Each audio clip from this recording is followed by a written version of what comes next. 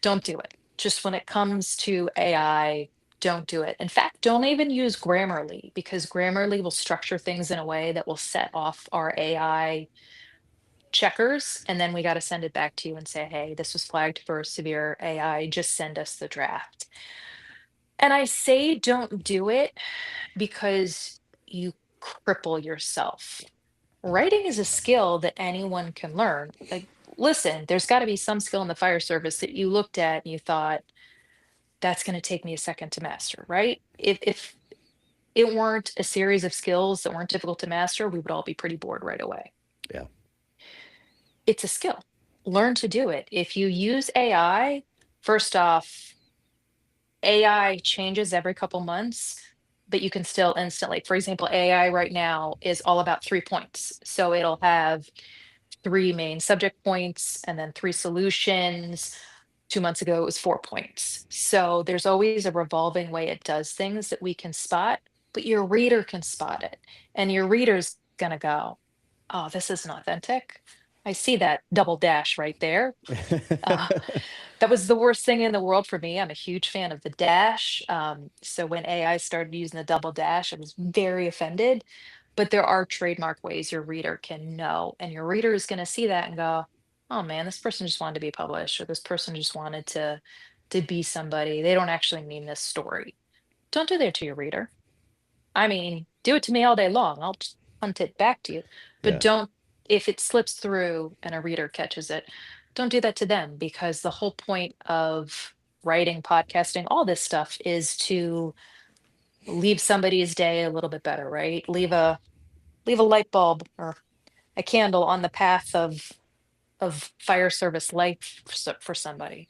And if you use I love it. AI, you're not necessarily going to hit that target.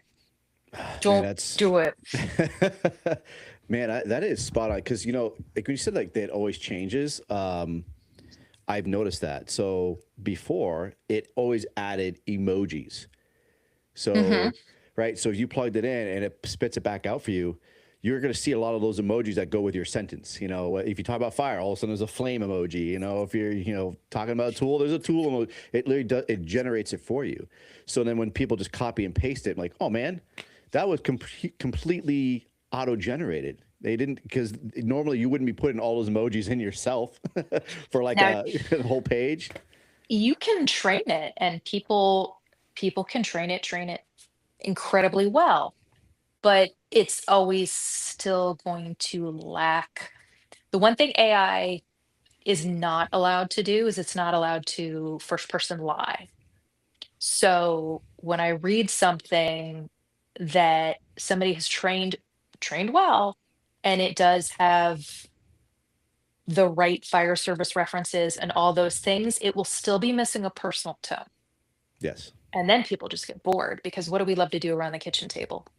Oh, talk We shit. we tell stories, Yeah. right? We talk shit and we tell stories. Yeah. So people, even if you have it well trained, we can still tell because it's like, all right, no way a fireman wrote this and didn't tell a single goddamn story. Man, I love it. So, by the way, everyone who's watching live, if you have a question, shoot me. There's chats open. I apologize to anybody who is watching on YouTube.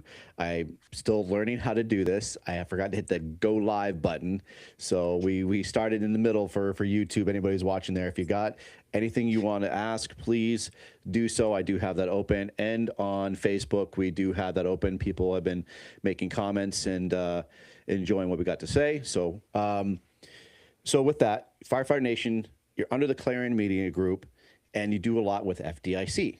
So how do you guys get all involved? You have all these different, you have GEMS and you have fire engineering, FDIC, all under one roof. What does it do? It tires you up. Um, so all of those brands that you just mentioned are owned by Clarion, and so is FDIC. So FDIC is just really this gathering of all of the talent from those brands, and some talent outside of it as well. But it really is bringing together the different themes of those brands and just trying to bring as much education as possible, be it classroom, be at the wellness stage, which is set up. I wanted that to be a little bit more of a live podcast feel, so people would be able to interact more and ask questions. To the gems area, which is hands-on learning, it's just watching every brand kind of come to life in all the things that they have published throughout the year. Does that make And sense? oh, it Does that totally answer makes the sense. question? Yeah, yeah. So the Firefighter Nation, the wellness part of it is the wellness stage. Mhm. Awesome. And where can people find that? That is in the stadium. So apologies, you got to walk down the hallway. I always knew we as firemen could be a little lazy sometime, but I was impressed by how many people made it to Lucas Oil and said, "God, that was a long walk." And I was like, "I have seen you PT harder than that. I don't want to hear it." It's Lucas Oil Stadium, truly right when you walk in. We are right there to the right-hand side before you kind of get into the depths of the stadium. So When go down Firefighter Row, which actually will not exist this year because they're doing renovations. But what used to be oh, Firefighter Row, the end of that, down the escalators. so that has now Firefighters Row is changing locations. It will be for this year. Hmm. So the actual convention center itself is doing some renovations. So had to move Firefighter Row a little bit. So, how do you pick for the for wellness for the FDIC event? What are you looking for? What are the topics, or who are you looking to really give something back to everybody else? Wellness is different than the rest of the way we do FDIC. So the traditional FDIC submissions, and I'll pick traditional health and wellness classes for that. But the way the wellness stage is set up is I wanted it to be more of a conversation. So the way it is done right now is people who have had a voice in Firefighter Nation throughout the year and have resonated well with the audience, and people have asked questions, and I know that they're going to do well with conversations. I'll ask them to come on out because I think you can only sit in a classroom so much during one day. Yeah, I do think there needs to be, you kind of leave the classrooms in a little bit of awe, a little bit of awe of what you just heard, and maybe of how much you have left to learn, how much you don't know. And by the end of the day, if you're sitting in classrooms all day, you can leave just a little overwhelmed and fatigued. And I wanted it to be a place where you could fire service connect a little bit and have conversations with others and kind of bring a little bit of regeneration back in. So you've got the energy to hit another class again, and just not be that classroom zombie by the end of the day that I think we all have been yeah. before. Well, I mean, the long walk to the stadium really Hey, helps, hey. anyways. So I have a question from Wayne Jones. I think he already knows the answer, but I like that he asked it. His question is: as a new writer or someone that is interested in telling my story, how many words do I need to have in the story, and where do I send it? Now He's asking the that was questions I want to ask you, so that these are that good. was a complete softball from Wayne. So thank you, Wayne. Wayne has been published by us before. So we have, I'm going to get all corporate technical on you. We can actually see with these heat maps how much people read. And I think around 750 words is really where our scrolling generation, even 47 and 40-year-olds, we all do it now. Oh yeah, We hit a certain point in an article or video, and we're like, I've heard enough. We scroll on. 750 words is good. If you're a fantastic writer or it's something really new, really technical, 1,000. Anything more than that, we can make it into a series. But the other fun thing about Firefighter Nation is I've kept the articles shorter for that reason.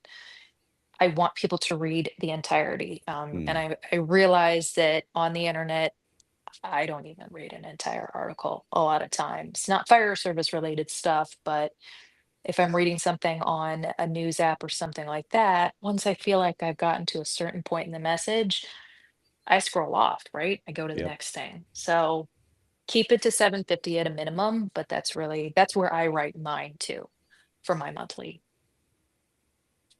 because we all have ADHD. Yeah. And where would we send it? So if you look on, and I will just give you a link to put with this podcast, or if you go to my 5 after midnight podcast Instagram that I don't post on anymore, need to start that back up. There's a link in there as well. And that is a Monday board submission that you can submit to. Don't email it to me. It will get kicked back to you and you will be told to put it back on that Monday board submission because that's how we schedule everything. We edit everything. It's the whole shebang. And then if you go to Firefighter Nation, there's also going to be a link as well on how to submit. Yeah, actually, it's very great. So if anybody is looking to submit an article, like Stephanie said, you go on their website for Firefighter Nation or Fire Engineering. They'll direct you to where to what article you're looking to place it. Really, what category too? Because like I know it's like fire. It's not just fire engineering. There's a bunch of different sections and like subcategories. Pick and choose what you think is going to best be suited for what you're writing and what the audience you want to reach. They're going to tell you exactly what you need to do and how to do it. So it's really it's kind of a test, like how well do you follow instructions? Because if you don't follow the instructions very well, it's And going to get kicked back. yeah, I pay attention to that. You do. If you've had a complete failure to follow the instructions, no, I'm kidding. It's it's a great way to be able to get new people who might not have known where to project their voice to get them in the system of might take you a little while to get published because there's a wait list in front of you, but during that wait you can be practicing and writing for your next article.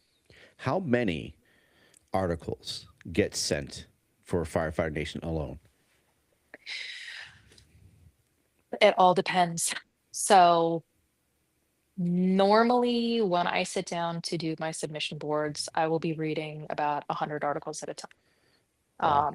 broken up across the day. So fire engineering's no, I know they get a lot because they have both the website and the magazine where we just keep it to the website. That's a lot of no wonder you're always scrolling because I mean you guys are reading all damn day. I don't know if I'd have the patience for it. I have to have an assigned reading day where I actually get sleep the night before, take my Adderall correctly at the time I'm supposed to in the morning, have that hot cup of coffee and the reading glasses, and I know this is what I'm going to be doing for the entire day is just reading. Awesome. So backtrack on the Wellness Center for FDIC. You've selected some people Hmm. to be there and to do some of the things you're talking about. You'll Who do be you there. have? I will. You will. I know I've already posted it, but um, but you know what? I'm sure people are asking the question, but either whether you love me or hate me, why? I think so. I'm not gonna lie. When you first started on this scene, and you and I first had a conversation, I think very early on, It was. when you started your podcast, and I thought this guy's been through a lot of the same life things that I have with his career. And I think when you go through, I hate to use buzzwords, organizational betrayal, or just difficult culture stuff, I think you can either there are three things you can do. You can either fall off the ledge and bash your department all day long and just be that bitter Betty that nobody wants to be around. You can stay silent about it and let it eat you alive, and it also helps no one. Or you can be very elegant about how you use it to help others. And that's very not a bitter way, but a hey, be aware that this exists out here and how do Yeah. we fix it and how do we clean it up? And I waited for a while to see which of those three you were going to fall into, and you went the correct direction. And just it's been an absolute joy watching you have a voice that is really devoted to change. I think it's so easy to be bitter. I think it's so easy to bitch. It's a trap we all fall into at least one point during our podcasting and writing careers, and you have really managed to avoid that. So wanted to bring you out to FDIC. You're going to be our Johnny on the spot, running around doing some interviews for us, but I wanted to have a conversation on the stage with you just about that because I think unfortunately everywhere I turn, I'm hearing these stories from Yeah. people from departments, and it's just department after department after department, and we are in this. So we went through, um, what's the words I'm looking for? We went through this light of over we were just it was a safety culture blight. I don't remember how many years ago. And I guess the fire service just truly goes in full bodied cycles because Yeah. so many departments fell into that trap.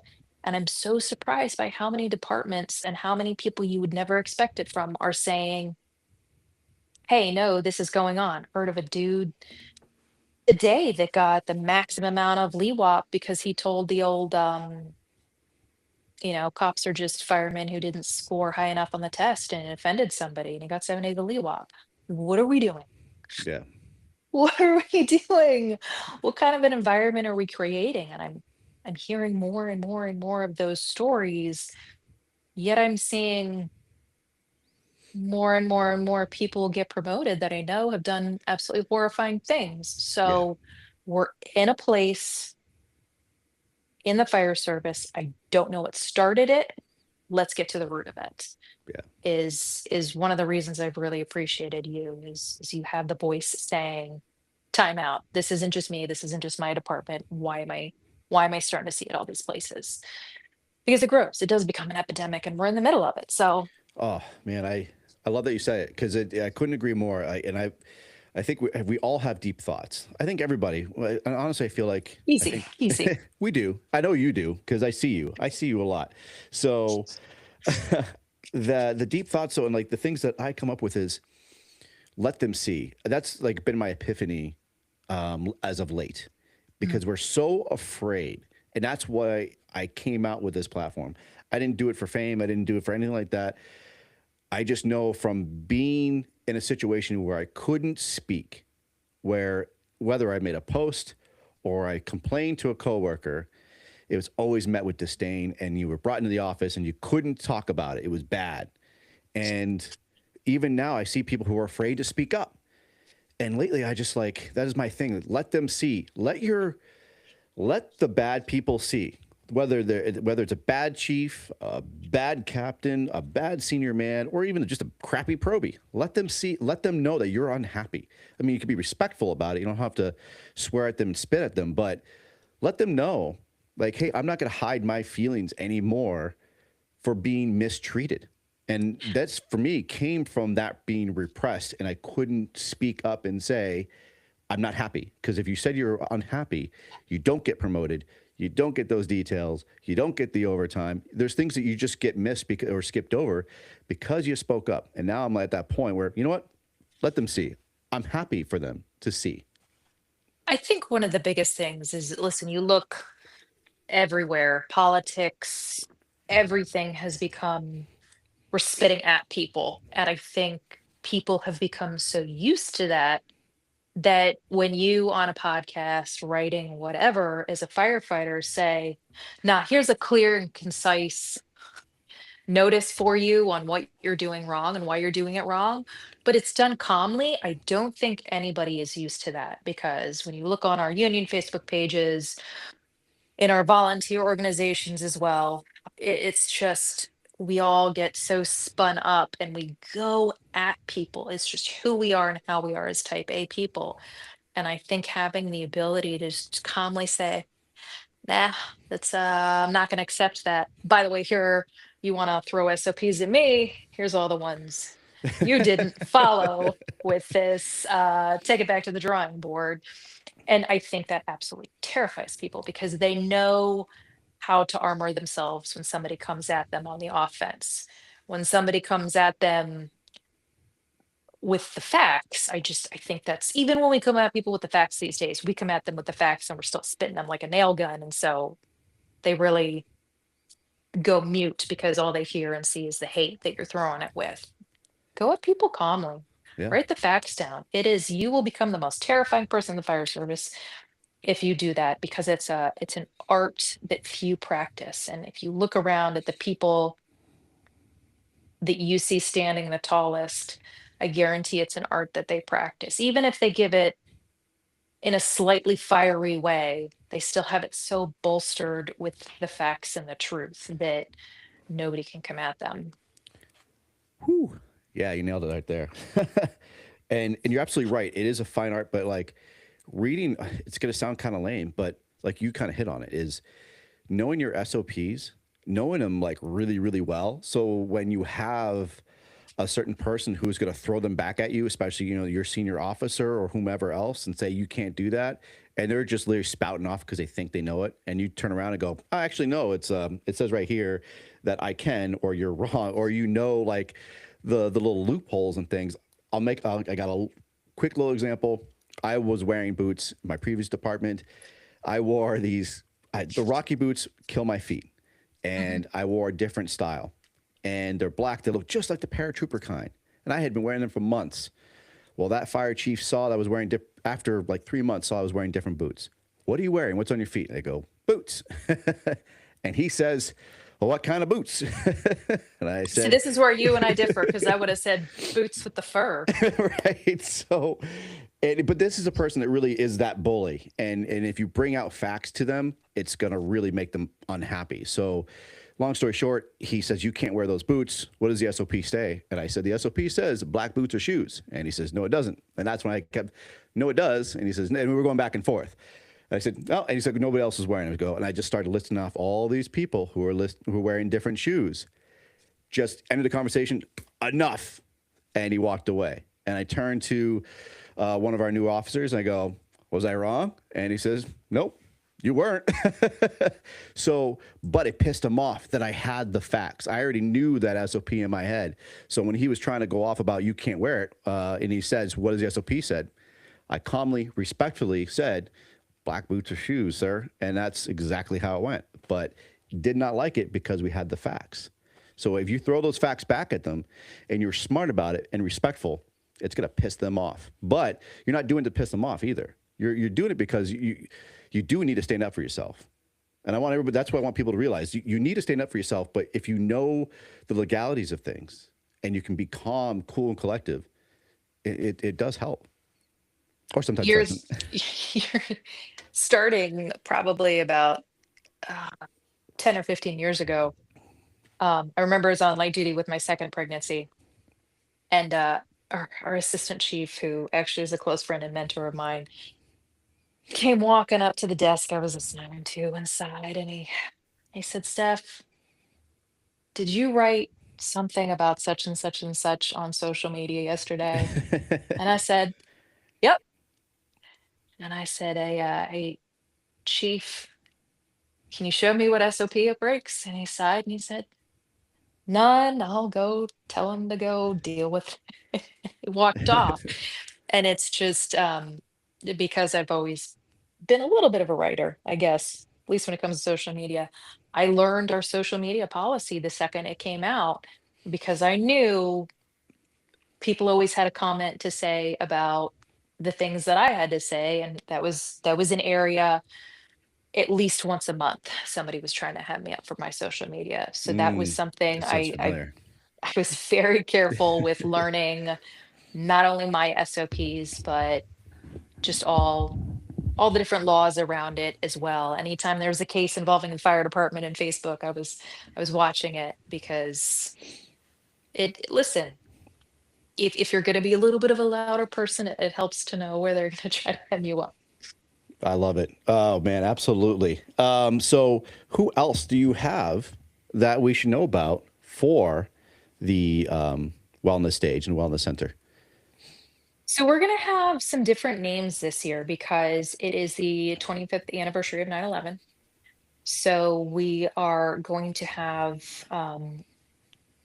some firemen who actually survived the collapse.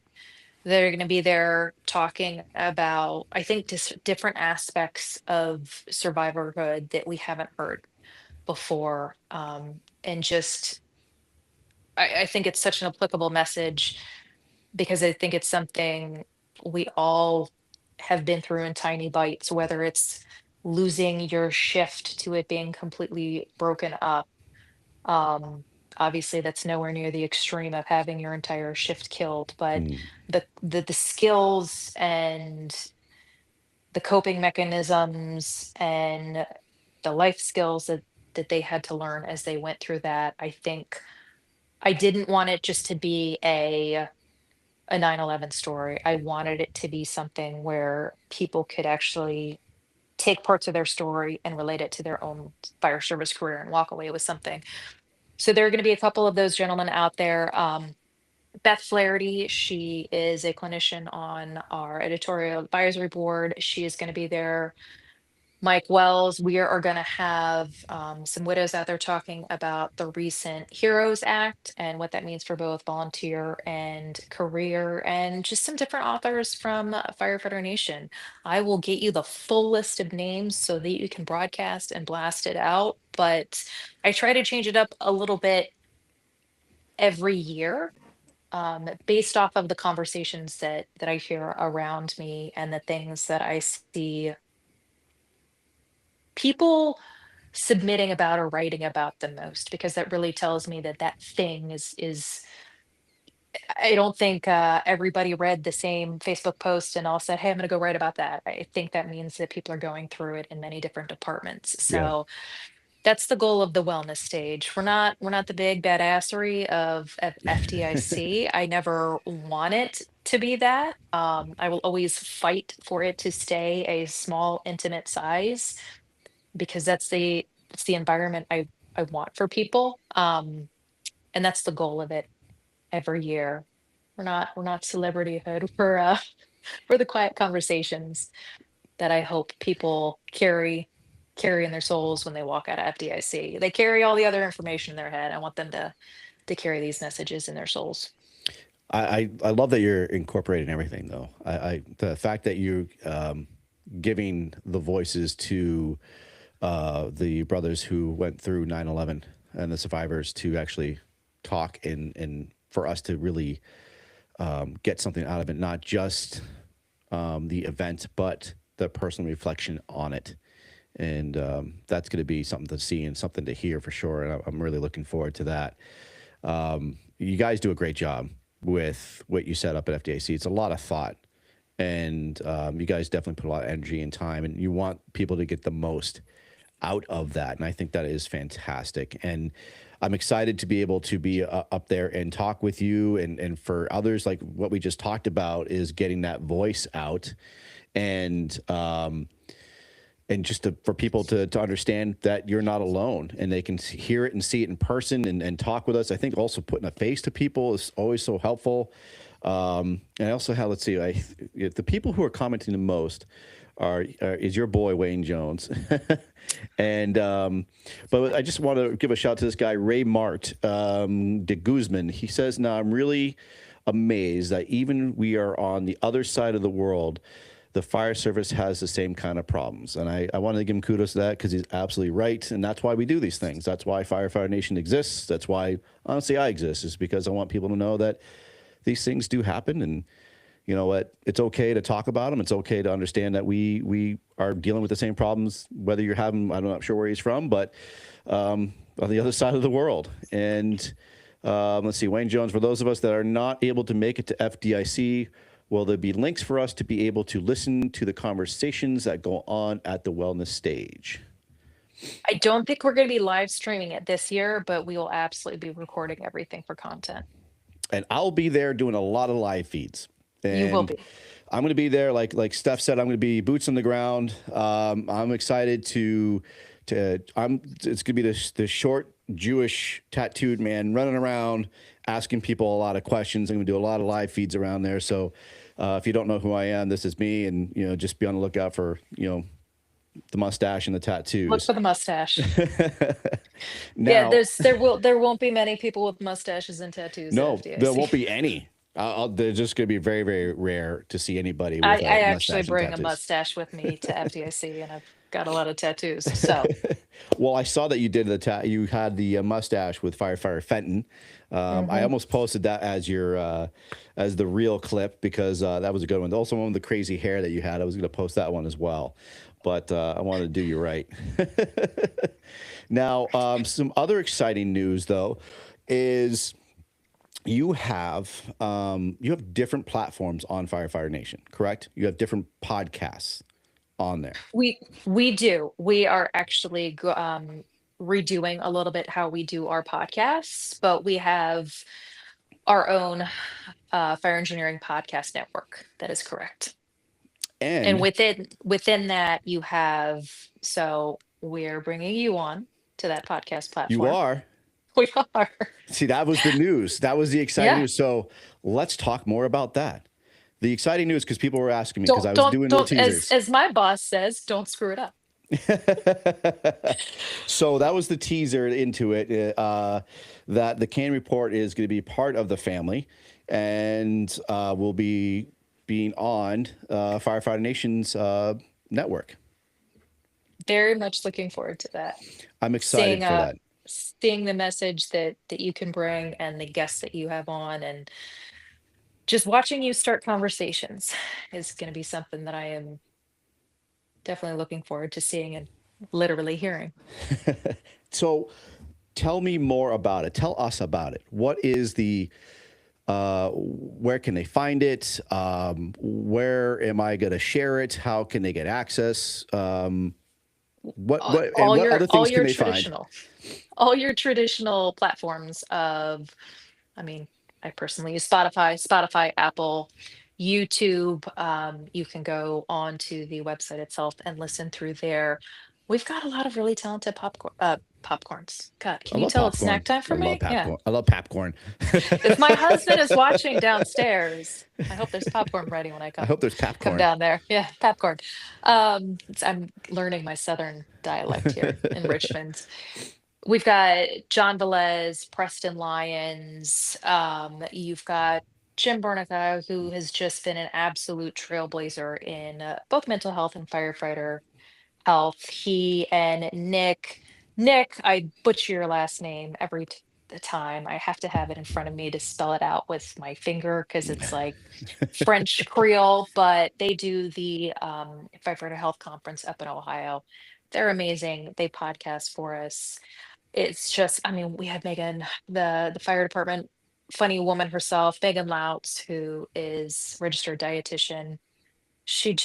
We have some really great people in there in a lot of different sectors. Dan DeGrace and Chris do their podcast, Mental Health Monthly. I think, I hope I've done a good job of trying to find people for every different little cultural piece of the pie. Oh, I do have pie downstairs. Don't have popcorn, but I have pie. For every little cultural piece of the pie to, I just listen. Sometimes we don't have time to read, and to be able to throw that podcast in, whether it be January 1st, as we all start our fake diets, right? Hearing some practical advice from somebody like Megan on how to survive the busy firehouse where there's only junk food in the especially Hmm.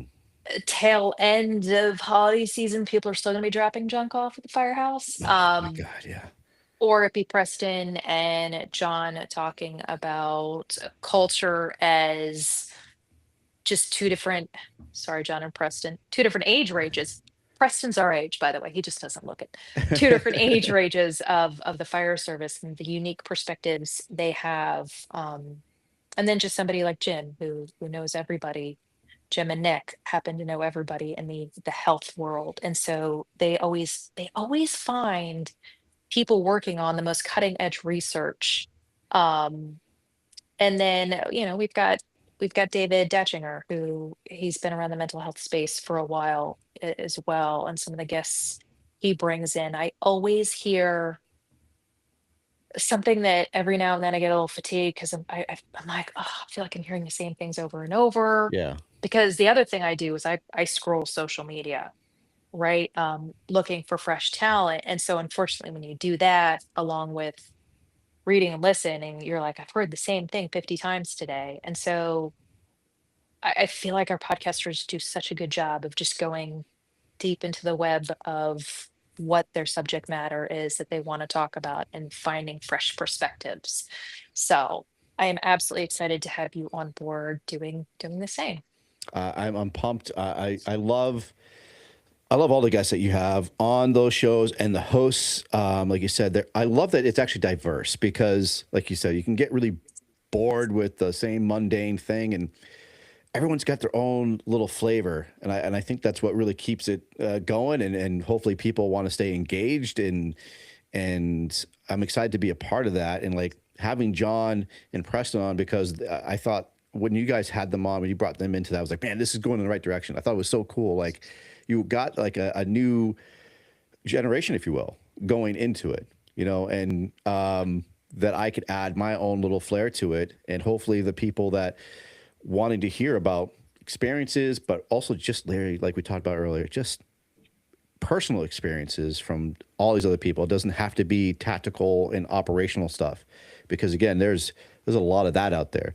But like you said before, getting those personal experiences that is super educational, and learning from people that you normally wouldn't learn from, that you didn't even know existed. That's Well, something I think is so important.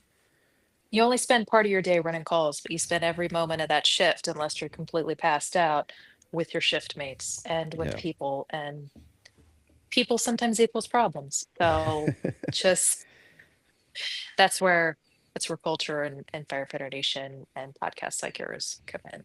Now I will be starting mine back up, so that does mean you have to compete with me. So may the odds be ever in your favor, but I think you'll be okay. I'll do my best. I'm gonna have to get a Mm. lot of sleep for those episodes. But I'm really, honestly, I'm very. When you asked me, I was extremely happy, humbled, and surprised and grateful. All of it. It's.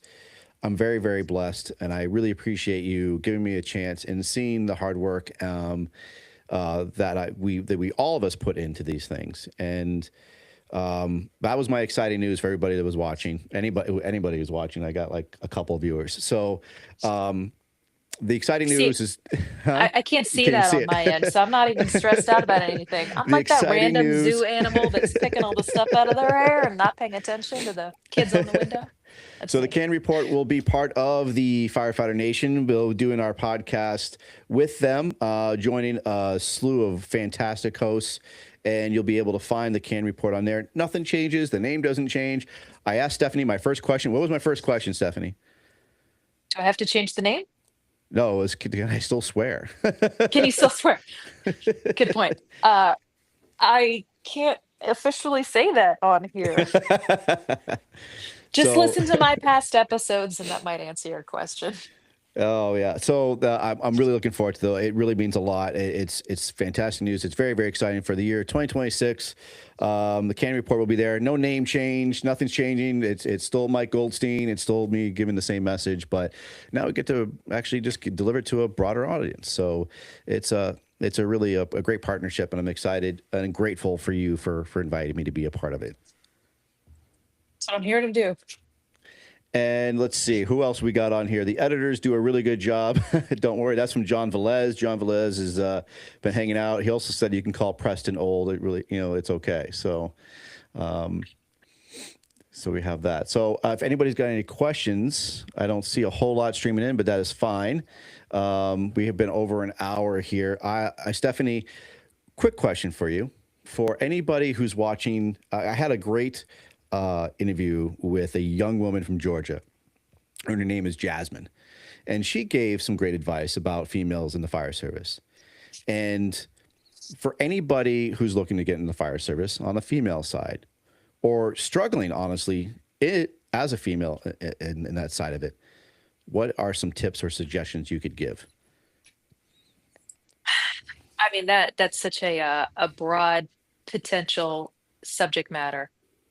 I would say the tips you could give are, and this really applies to everyone, but it's something that absolutely helped me with some of the issues I dealt with in the fire service.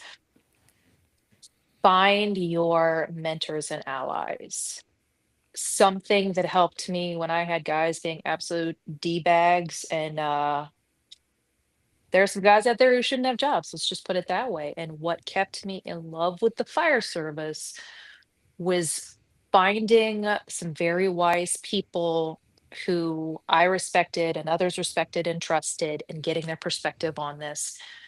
Am I in the wrong in this? What could I do better to be a better shift mate, firefighter, whatever. And just finding those voices you can trust that can both guide you, but look you in the face and say, here's where you're wrong, or no, you're not going crazy. This person is in the wrong. Mm, No matter how strong of a woman or otherwise firefighter you are, having people there to be a sounding board, you're surrounded by people all day long on a shift. And it's just, and it might not be somebody on your shift, but our people are our greatest tools and resources and lifeline.